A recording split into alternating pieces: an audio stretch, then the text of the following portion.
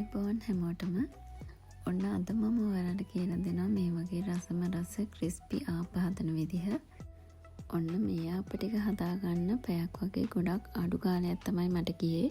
උණු උණුවෙන්ම හදපු ක්‍රිස්පි ආප එකක් එක මේ වගේ ලුණු මිරිසක් හදාගත්තාම හරිම රසයි. මම දැන් ඔයාලට කියලා දෙන්නම් කොහොමද මේ ආප රෙසිපි එක හදාගන්නේ කියලා. ඉතින් ආප මිශ්‍රණය හදාගන්න මම අද ගන්නේ මැටි මුට්ටියක්. ඊගාවට පළවෙනි අමුද්‍රව්‍ය විදියට අපිට අවශ්‍ය වෙනවා තෙත හාල් පිටි. මම මෙතන තෙත හාල් පිටි ග්‍රෑම් 350ක් අරන් තියෙනවා. ඒ වගේම පාන් පිටි ග්‍රෑම් 100ක් අවශ්‍ය වෙනවා. ඊළඟට මිශ්‍රණය පිපෙන්න මම පාවිච්චි කරන්නේ ඊස් තේ හැන්දක්. ඔයාලට ગેස්ට්‍රයිටිස් වගේ තියෙනවා නම් ඊස් පාවිච්චි කරන්න එපා. ඊස් දැම්මට පස්සේ මිශ්‍රණය ඉක්මනට පිපෙනවා. සාමාන්‍යයෙන් පැය භාගයක් පැයක් වගේ තමයි යන්නේ. අර මං කලින් කිව්වා වගේ ગેස්ට්‍රයිටිස් තියෙන කෙනෙක් නම් පොල් වතුර දාලා මේ මිශ්‍රණය රැයට හදාගන්න. එතකොට ඔයාලට ආප ටික උදේට හදාගන්න පුළුවන්. අපේ කාර්යබහුල ජීවන රටාවත් එක්ක අපිට අර ඉක්මනින්ම කෑම එකක් හදාගන්න ඕන නිසා අපි ඊස් වගේ ද්‍රව්‍ය පාවිච්චි කරාට පොල් වතුර වගේ පාවිච්චි කරනවා නම් ගොඩක්ම හොඳයි. හරිම සෞඛ්‍ය ආරක්ෂිතයි. ඒ දවස්වල ඉඳන්ම අපේ අම්මලාත් පාවිච්චි කරන්නේ පොල් වතුර. ඉතින් මේ මම පොල් වතුර පාවිච්චි කරන්නේ නැති නිසා වතුර අඬු කෝප්පයක් වගේ දාගෙන පිටි මිශ්‍රණය මේ විදිහට හොඳට අනා ගන්න. පිටි මිශ්‍රණය ගොඩක් දියාරු වෙනකන් අනා ගන්න එපා.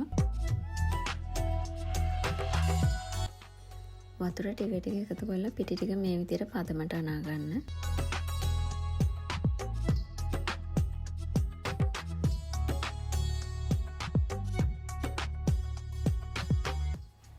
ඔන්න මම දැන් පිටි ටික අනාගෙන ඉවරයි. මෙන්න මේක තමයි පදම. මේ බලන්න ගොඩක් තද නැති ගොඩක් දියාරුත් නැති සාමාන්‍ය මට්ටමේ මිශ්‍රණයක් තමයි මම හදාගෙන තියෙන්නේ. එතකොට තමයි පිටි ටික ඉක්මනින්ම පිපෙන්නේ. ඉතින් මම මේ පිටි මිශ්‍රණය පිපෙනකම් පොල් ගාලා පොල් කිරි ටික සකස් කරගන්නවා. මේකට පොල් ගෙඩියක විතර පොල් අවශ්‍ය වෙනවා. පොල් ගෙඩියකවත් පොල් දැම්මොත් තමයි හොඳට කිරි රසට ආප ටික රසටම තියෙන්නේ. මම දැන් මේ අනාගත්ත පිටි මිශ්‍රණය පැය භාගයක් විතර පියනකින් වහලා පිපෙන්න තියෙනවා.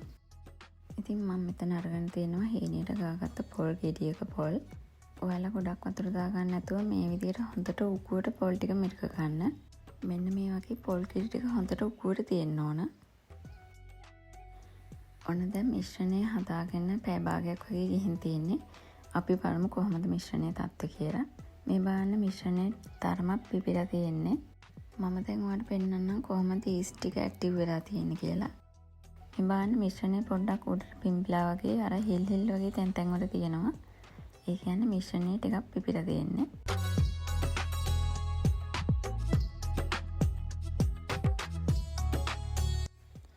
මම දැන් මිටි කිරි ටික එකතු කරගෙන මිශ්‍රණය දියාරු බැටර් එකක් වෙන විදිහට සකස් කරගන්නවා.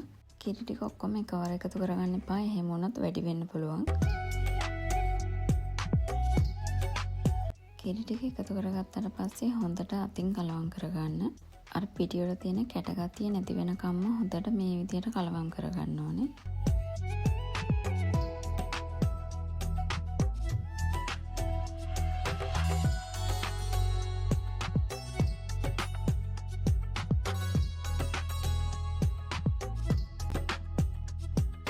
දැන් ආප මිශ්‍රණයේ පදම හරි. මම මේ පෙන්නන විදිහට මිශ්‍රණය තරමක් උකු වුණාම ඇති. මොකද අපි මේ මිශ්‍රණය තවත් පැය භාගයක් විතර තියෙනවා හොඳට පිපෙන්න.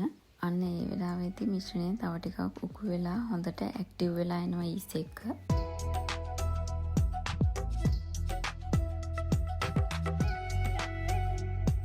මම ඔයාලට ආයෙත් පෙන්නන්නම් බැටර් එකේ පදම. මෙන්න මේ පදමට තමයි තියෙන්න ඕනේ.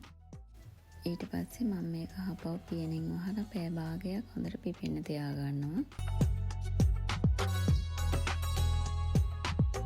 ඔන්න දැන් මේ මිශ්‍රණය හරියටම තවත් පැය භාගයකට පස්සේ තත්ත්වය. මේ බලන්න චෝටි පෙන වගේ දාලා ඊස් ටික හොඳට ඇක්ටිව් වෙලා තියෙන්නේ. මම ඔයාලට පෙන්නන්නම් කොහොමද පිටි මිශ්‍රණයේ තත්ත්වය කියලා දැන්. මේ බන් මම අර කලින් කිව්වට වඩා චුට්ටක් උකු වෙලා තියෙන මිශ්‍රණය. දැන් ඉතින් අවශ්‍ය ප්‍රමාණයට ලුණු එකතු කරලා ඒ වගේම ආපවල වාටිය කරවෙන සීනි ටිකක් එකතු කරගෙන ආප ටික හදාගන්නයි තියෙන්නේ. ඔයාලට අවශ්‍ය නම් පිටි මිශ්‍රණයට බිත්තර එකකුත් එකතු කරගන්න පුළුවන්. එතකොට ආපේ හොඳට ගැලවිලා එනවා. මම අද ගත්ත පිටි ප්‍රමාණය අනුව 4 දෙනෙකුට ඇති වෙන්න ආප හදා ගන්න පුළුවන්. ඉතින් ඔයාලා ගෙදර 4 දෙනෙකුට වඩා වැඩියෙන් ඉන්නවනම් මම ගත්ත ප්‍රමාණයට වඩා පිටි ප්‍රමාණය ටිකක් වැඩි කරලා ගන්න. මම මේ වෙලාවේදී සීනි හැඳි දෙකක් මේ විදිහට එකතු කරගන්නවා.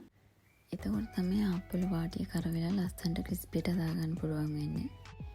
ඊළඟට ආප හදාගනිද්දී වැදගත්ම දේ තමයි ආප හදන තාච්චිය.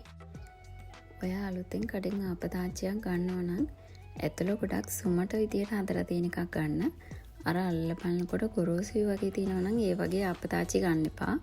මොකද ආප හදනකොට ඒවැය ඇලෙන්න බලනවා. ඒ වගේම ආප හදන්න වෙනමම තාච්චියක් තියාගන්න.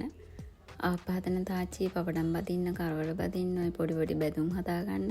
ඒ වගේ ඒවට පාවිච්චි කරන්න එපා. ඒවට වෙනමම තාච්චියක් තියාගන්න.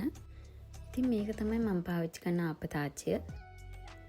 ඔයා පාවිච්චි කරන තාච්චියේ ආප ගැලවෙනවා අඩුයි වගේ නම් මම ඔයාලට ටිප් එකක් කියන්නම්. ආප හදලා ඉවරනාට පස්සේ තාච්චිය හොදන්න එපා. තාච්චිය හේදුවට පස්සේ අර වතුරත් එක්ක මිශ්‍ර වුණාම ආප ගැලවෙන්නේ නැතුව යනවා. ඒක හරිය අපිරිසුදුයිනි කියලා හිතන්න එපා. ආප තාච්චිය ආප හදලා ඉවරනාට පස්සේ හොඳ පිරිසුදු ටිෂු එකකින් හරි නැත්නම් හොඳ පිරිසුදු රෙදි කැපල්ලකින් හරි හොඳට පිහදාලා තියන්න. එතකොට ඊළඟ දවසේ ඔයා ආප හදන්න ගන්නකොටත් ඒ විදිහට පිහදාලා ගත්තාම එහෙම අපිරිසුදු බවක් නැහැ.